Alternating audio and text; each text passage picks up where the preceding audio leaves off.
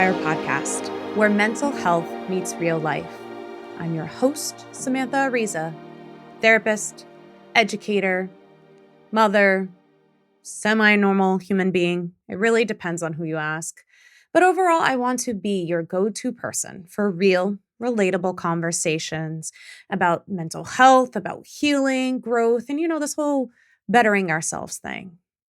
Around here, we believe that mental health doesn't have to be stiff or scary. We keep it human, we keep it practical, but we have a little bit of fun along the way because you know what? Life's messy. We're all just trying to figure it out and get through it. But I do want to say this is not therapy, and it isn't to be confused with it. This is just kind of a bridge to get by in between sessions or until you find the right therapist. This is just like an add-on. Each week, you'll get honest insights, science-backed tools, and stories that remind you that you are not alone. Whether you're on your own healing journey, doing your own mental health thing, or trying to support someone else, because we need to support others in our lives as well. There's something here for you, my friend. So sit back, grab a cup of coffee, have some beautiful herbal tea, cozy up with your nice blanket, and let's just dive into it. Because when people talk about this topic, burnout, it always comes out about work. And we talked about it in, season 2 about burnout is not real or what is the cause of workplace burnout. We talk about having too many hours, too much email, too many pressures. And this feeling when someone feels exhausted and detached or numb, the automatic conclusion is, I must hate my job. But what if you change jobs or take time off or even go on vacation and that exhaustion does not go away? So today we're talking about the difference between this workplace workout, where even when we change jobs or do something different, we still feel this exhaustion, versus emotional burnout, and why they overlap, how they're different, and why understanding the difference really makes a big difference and matters a hell a lot when we talk about recovery. Because not all burnout comes from your job, and not all exhaustion is solved by rest alone.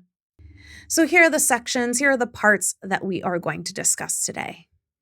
Number 1, what workplace burnout actually is. And again, you can look at season 2 to get a little bit more about workplace burnout if that is something you are concerned about.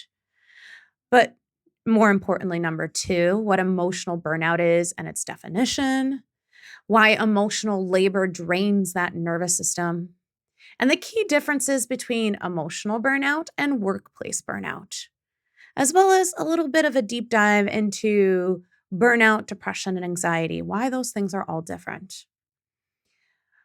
We're going to tackle why rest alone doesn't fix burnout. And I think that's important. We think if we just get a little break, we'll be fine, but that's not going to help us in the long term.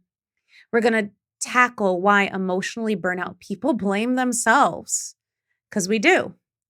Not that I'm saying emotionally burnout, but I fall into this category. Go figure.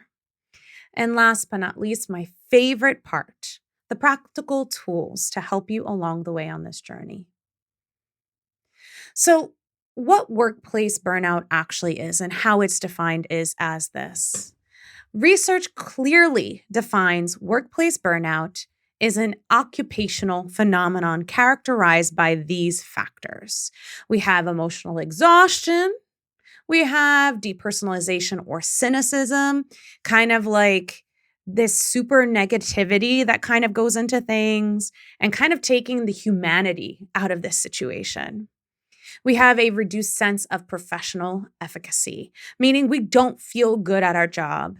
And when it comes to workplace burnout, a major sign can be, am I supposed to be doing this? Is this what I'm supposed to be doing for the rest of my life? This definition comes from decades of research by Christina Maslach and colleagues, and it's reflected in how burnout is conceptualized by the World Health Organization. Workplace burnout develops in response to chronic, unmanaged job stress. This is not a bad week. This is not a bad day. This is not a hard project, but this is ongoing mismatch between job demands and available resources. Research consistently links workplace burnout to excessive workload, lack of control, insufficient rewards, unfairness, value conflict, and a lack of community. And those are a lot of big factors if we think about it, which just means that workplace burnout happens when the system keeps asking for more than the person can sustainably give. The work, the job, the company is just asking without really giving anything in return. And when we talked about this in season 2, that was a big thing. This idea of the demands, the inability to act, all of this mismatch bringing to this feeling of exhaustion, cynicism, and just feeling like they don't belong there, like there's no humanity in that place. But let's shift out of workplace burnout because that's not the major focus of this episode. We are talking more about emotional burnout because this is where many people feel confused. Emotional burnout is not a formal diagnostic category, but it is a clinically recognized pattern of emotional depletion that can occur with or without workplace stress. So, when we talk about what workplace burnout involves, it involves emotional exhaustion across life domains. And life domains are just these little categories of our life. Think of it like little boxes. We can talk about home life, we talk about work life, if you're in school, social groups, all of these little boxes are our life domains. So when we talk about emotional exhaustion, this is happening and affecting all of these different domains, which means we have a reduced emotional capacity. We don't have that ability to emote as much as usual, which can result into numbness or even emotional blunting, which we talk about in earlier episodes of this season.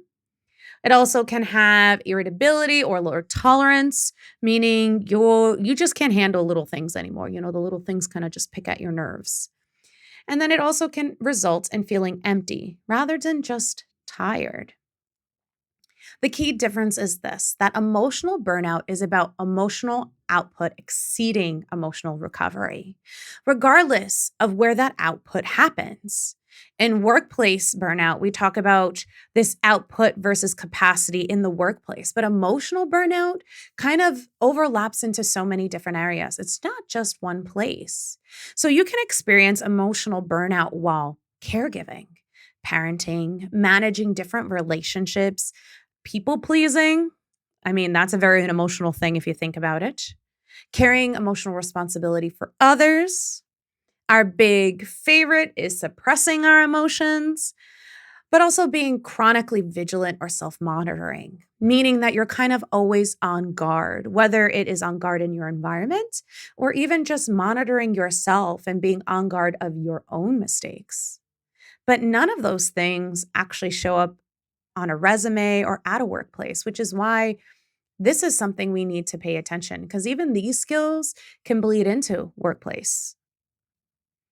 So why does emotional labor drain our nervous system? And one of the most overlooked contributors to this is the emotional labor. And emotional labor refers to the effort required to manage our emotions, suppress reactions, and to perform emotional regulation for others. This maintained composure or empathy or positivity can happen under strain. And that's what research shows that chronic emotional labor, especially when it involves suppression rather than expression, is associated with this increased emotional exhaustion. Also, this depersonalization that can happen, as well as you have your body react in a more stressed manner. This means that you can be emotionally burned out even if your workload isn't extreme, your job is flexible, and you're doing everything right. because the drain isn't hours worked, it's from that emotional containment. And even if we think about all the other things, it's about the emotionality. You're just constantly either feeling the emotions or having to deal with emotions or trying to contain and suppress them. And so, from a stress physiology perspective, both workplace and emotional burnout can be understood through, you know what's coming, allostatic load. And that allostatic load refers to that cumulative wear and tear on the body from repeated stress activation without recovery, which we just kind of covered in 306. So it all kind of builds. And when emotional demands are constant, the stress response stays partially activated. That cortisol rhythm becomes disrupted. The emotional regulation capacity decreases and recovery becomes less efficient. Again, when we talked about allostatic load in episode 306, it's again, we moved the baseline high because our body has learned that it needs to perform at this higher level, which means when we move those baselines, we do kind of close that gap on our irritability and our ability to cope. There's not much wiggle room.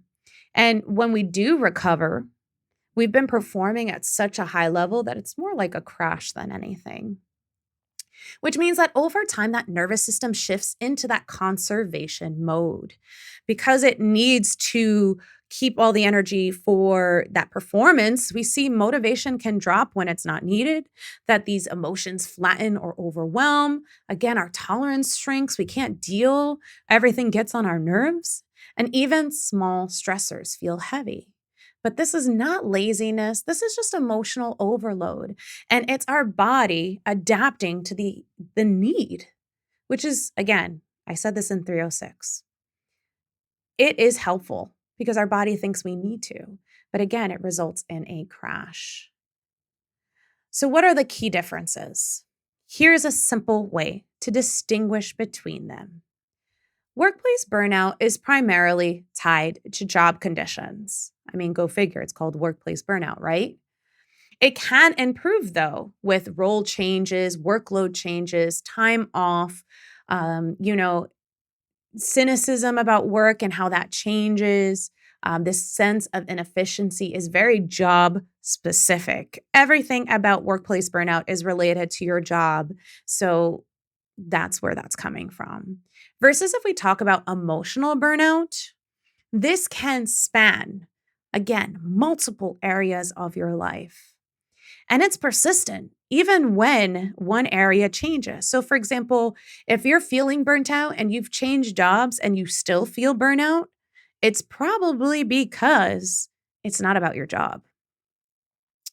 This is going to feel more emotional versus like when we talk about workplace burnout, that cynicism, emotional burnout ends up having this numbness or emotional overwhelm. So it's not necessarily that you feel just like negative. It's you don't feel anything or at all, and you just feel super overwhelmed. Emotional burnout involves reduced emotional availability for everyone. Let me say that again. Reduced emotional availability for everyone. You just can't handle emotions for everyone. And it often includes the big feeling of guilt for not feeling like yourself. And here's the important part. You can have both at the same time. You can have this workplace burnout and you can have emotional burnout. The thing to keep in mind is that if you change jobs and overall your feelings aren't involved with the job itself, then you might be dealing with emotional burnout. Let's take a break from the episode to talk more about our emotions. I know. You're probably getting tired of talking about your emotions since season 3 is all about emotions. But I know you're probably wondering, Sam, how do I apply this to my life? But don't worry, because even though we're going into all of this kind of technical, kind of scientific, kind of like physiological stuff, I have some more tools to help you. I'm coming out with a course called Understanding Emotions 101, And in this course, we're going to break it down in a more simplistic, more adaptable, and more applicable way for you. It's going to be a way for us to take all of this knowledge and understanding of emotions and really bring it to the day-to-day life. We're going to learn that emotions are adaptive. We're going to learn how our emotions work in our own bodies and what we can do to better understand, better cope, and kind of even reframe what's going on with us. Because our emotions are something we're going to deal with for the rest of our lives, let's be honest. So let's become friendlier with them. Understanding Emotions 101 is going to come out sometime in March. But if you want, get on the waiting list, get on that pre-order list. You can use the QR code that we have here. You can use the link in our bio, and you can sign up to know exactly when Understanding Emotions 101 drops. But let's get back to the episode now. But before we go further, we need to really pause and clarify something important, because burnout can be confused with a lot of other conditions like depression or anxiety. And that confusion can either delay, support, or create some unnecessary fear.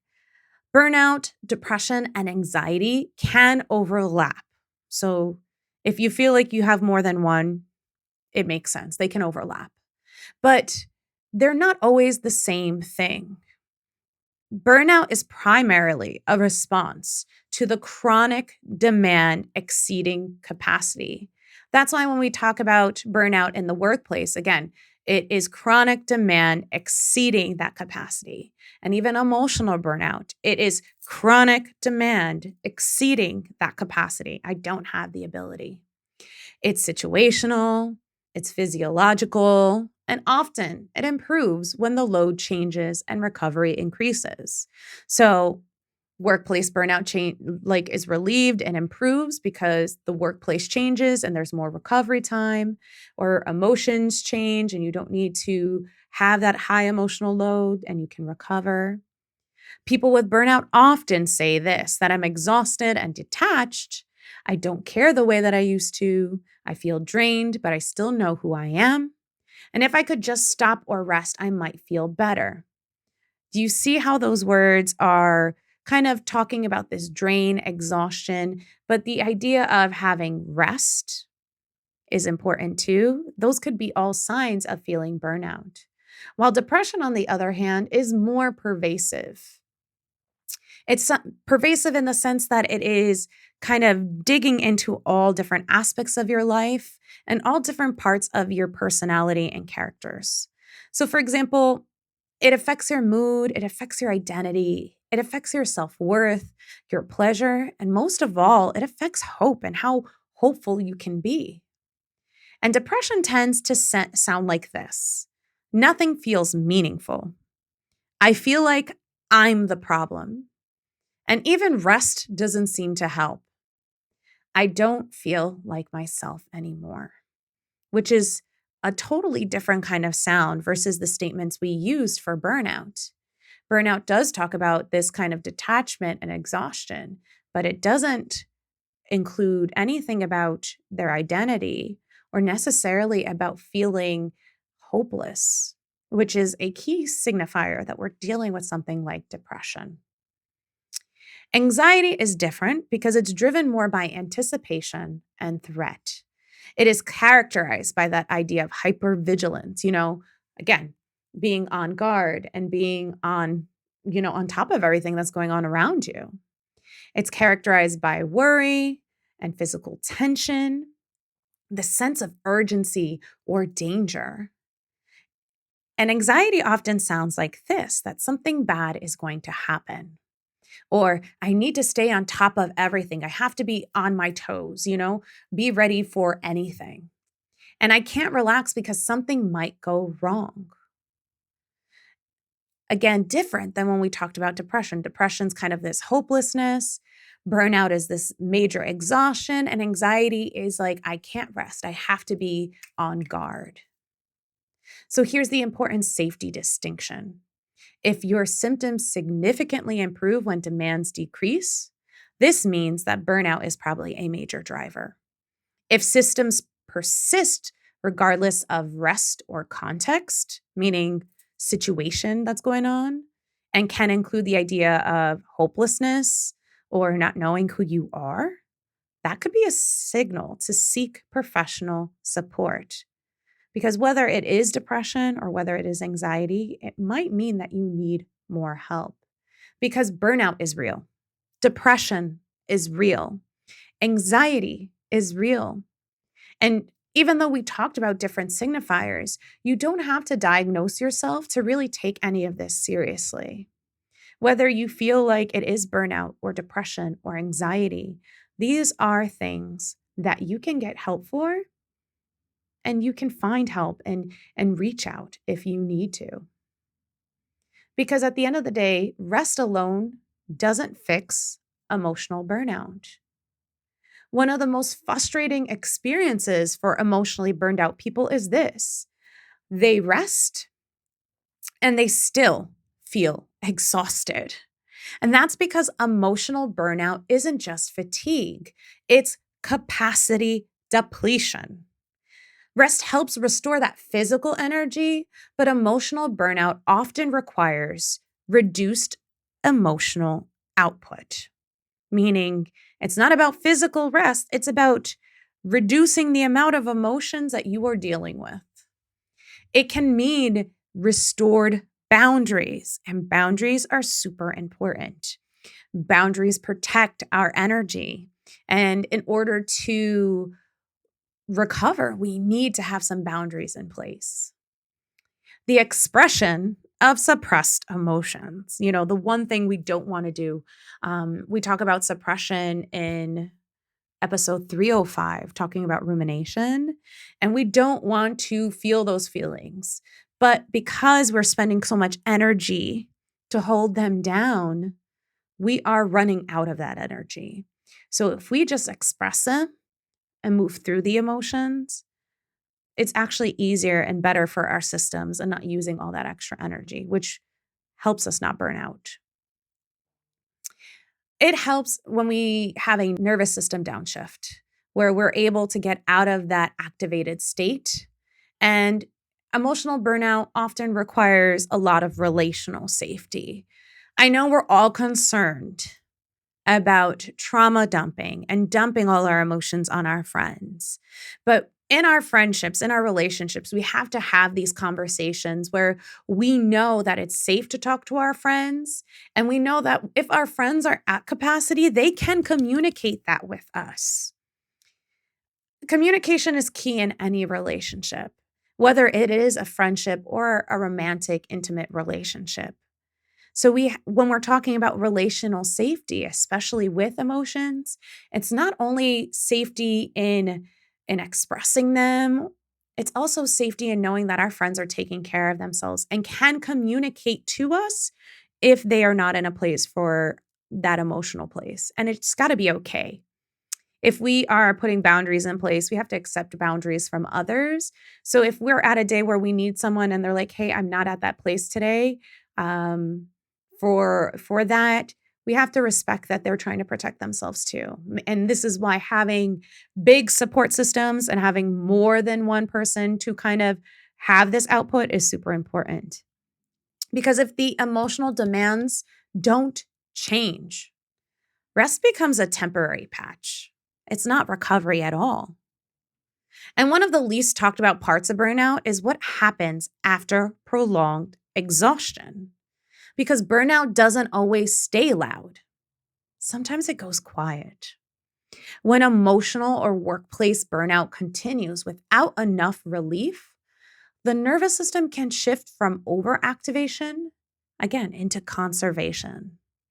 At first, burnout looks like irritability, overwhelm, this emotional reactivity, and exhaustion.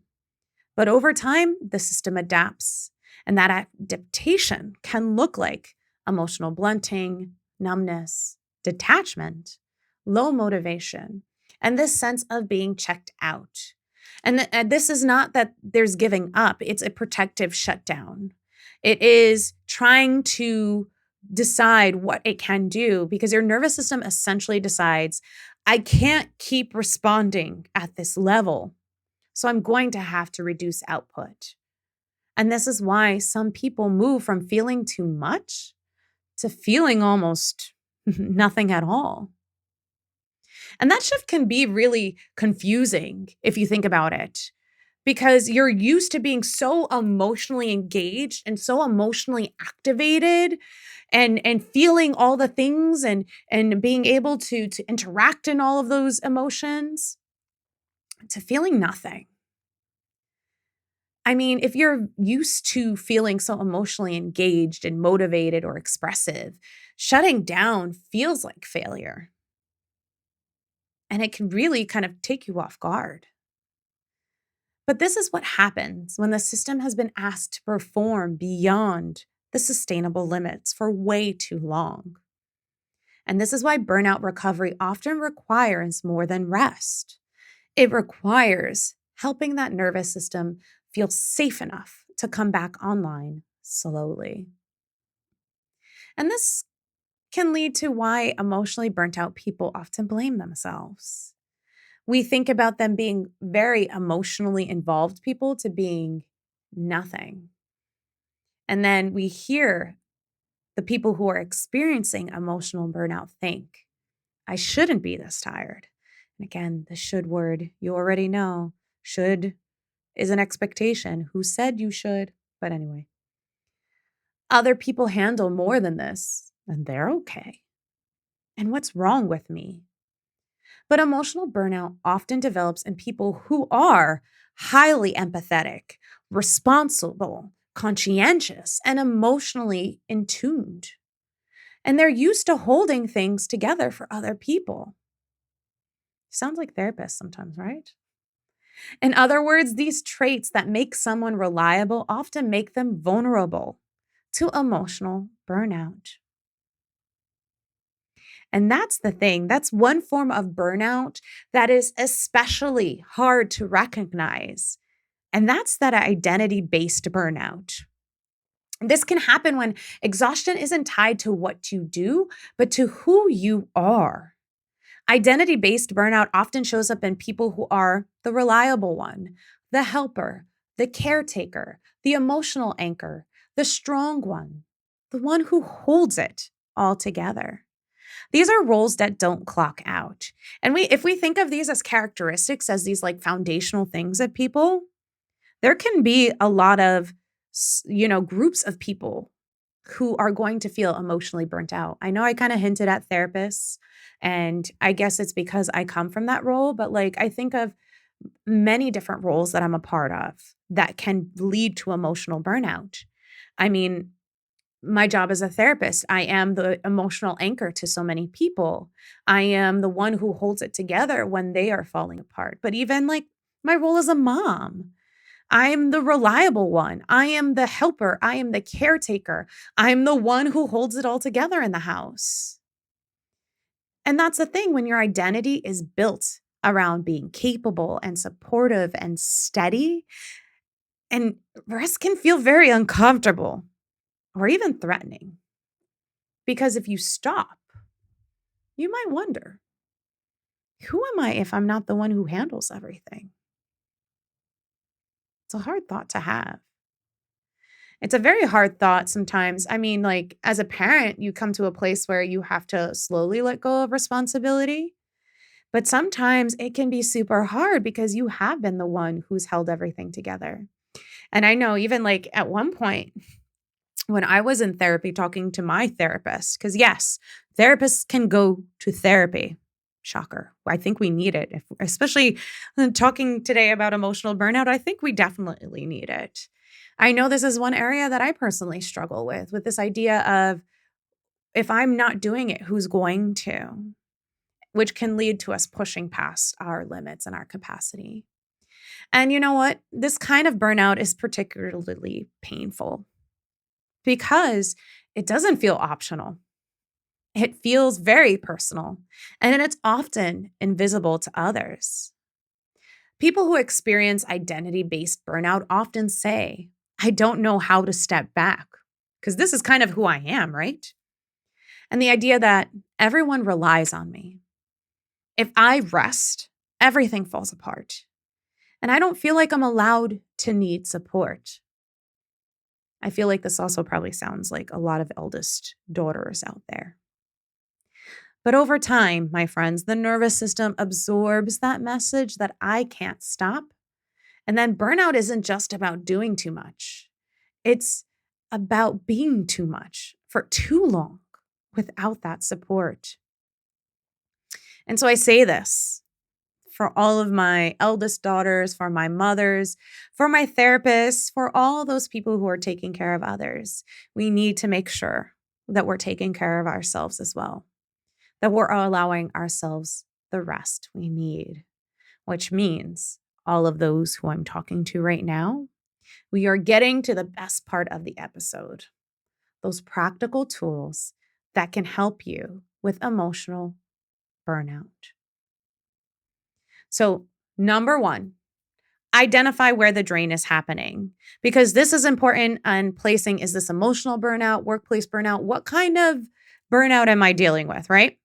So we ask myself, is my exhaustion tied mostly to work?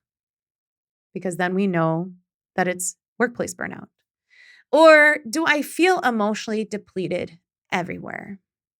Because this can help you determine whether the solution needs to be systemic, like a job change, or emotional, like boundaries and the way you express or suppress your emotions, or even boundaries within relationships of how much emotion you're going to take on. Or it can even be both, because remember, you can also feel both, especially if your job is heavily involved in emotions. Like as a therapist, my demands of my job are emotional. So it could be an overlap of both. So I would have to maybe deal with both and really figure out where exactly do I need to apply this first. And if it is emotional burnout, we need to reduce emotional output, not just tasks. Because emotional burnout only improves when you stop over explaining, stop self monitoring, stop managing other people's emotions, and you stop suppressing your own reactions. Because then we can actually lower that emotional labor, which lowers that stress load. Remember, lowering the stress load is what's going to help us recover. And that means we need to build recovery after emotional effort. Emotional effort needs recovery just like physical effort. And helpful recovery can look like quiet, sensory downshifting. This can mean instead of, if you are with your kids all day and like emotionally attending to them, this can mean that after they've gone to bed, that you put on some noise canceling headphones or you just sit in silence for the rest of the night. You take away all that sensory input that you've been receiving all day. This can also mean that there is movement without performance. You do something nice for your body and move it in a way that is about you and feels good to you. We look for low demand connection, meaning this is where we are connecting with others in our lives or without the too much emotionality involved, where we're not like attending to their emotions or helping them solve problems. It's kind of just like, it could be like sitting in front of the TV and just watching a show together. Because the most important part is being emotionally off duty. And then we have to reintroduce emotional expression safely. Suppressed emotions contribute to burnout, which means we need to have gentle outlets. We're not suppressing them. Again, just like I said in the other episode, we're not suppressing them, we're letting them out. And we can do this with journaling, speaking with safe people, therapy, if we can afford it and have access to it. Yes, therapy. We can have creative expression because expression completes that stress cycle. It completes the emotional cycle, and then we can move on. The emotion is then released to be whatever it needs to be somewhere else. We have to address workplace factors honestly Because if it's workplace burnout, I know we've talked about emotional burnout, but if it is workplace burnout, we need to clarify boundaries in our workplace. We need to reduce that role overload. We have to address any value conflicts that are going on, and we need to advocate for change where possible. Because burnout in the workplace is not about you as an individual, it's a systemic issue. And the only way to address workplace burnout is by addressing the system itself. And last but not least, if you need extra support before numbness becomes that norm, you need to get it, my friend. Because if you're experiencing numbness, loss of joy, detachment, irritability, and hopelessness, these are major signs that a professional would be very helpful for you. Because at the end of the day, burnout is treatable. And it doesn't resolve through willpower, and it might not resolve quite easily if you just rest. But a professional would be able to help you figure out what would be the best way to help you.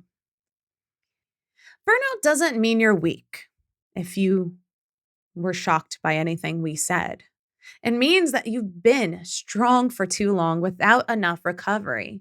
And if anything we're learning between, allostatic load and stress is that we need recovery. Workplace burnout tells you something about your environment and how that is stressing you out. Emotional burnout tells you something about your emotional load. Again, these are all signals, not failures. This is information we're receiving about our bodies, not signs and indicators of all hell breaking loose. So this week, try asking yourself one question. Where am I giving emotionally without getting restoration? Because recovery doesn't start with doing more. It starts with lowering the load. But that's it for today's episode, my friends. Thanks for hanging out with me. If you found something helpful, thank you. I always want every episode to be something that you can use in your real life. I hope you found it inspiring to do something good for yourself. Or at the end of the day, you found it just validating and that you're not crazy, because you're not. We don't use that word here. I'd love it if you'd follow the show, leave a review, share this episode with someone who might really need it. And if you need more tools to support your mental health journey, I want you to head over to arizainspire.com. You'll find the resources, self-paced courses, and workbooks to help you heal, grow, and show up for yourself. We have so much there already. We have therapy journals, we have planner guides, mood trackers. There's so many easy, quick things that you can use in order to help yourself. And we're constantly developing new resources, as well as workshops and courses online that you can take at your own pace.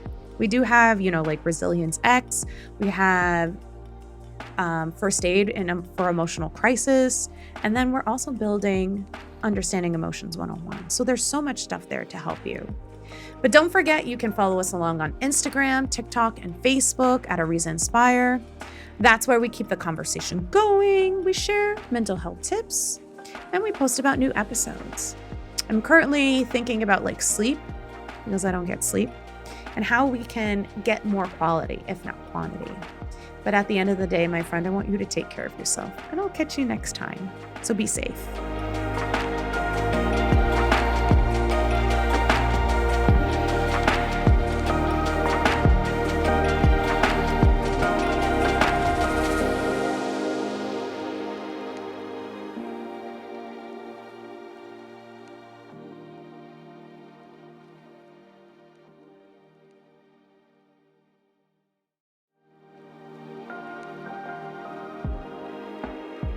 Can't wait for next week?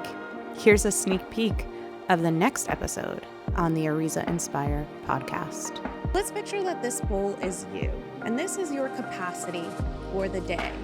We want to fit as much stuff usually into our bowls as possible. And we want to fit good stuff, right? So I'm going to use this as the good stuff that we have. Yes, it's from Christmas, but it works because they're all sparkly. But you can even see on the inside, everything is a different size, meaning there are different tasks, different things we do, different amounts of energy we have to put towards these different things. But they're all good. They're all things we want to put in there. But we have our micro stressors.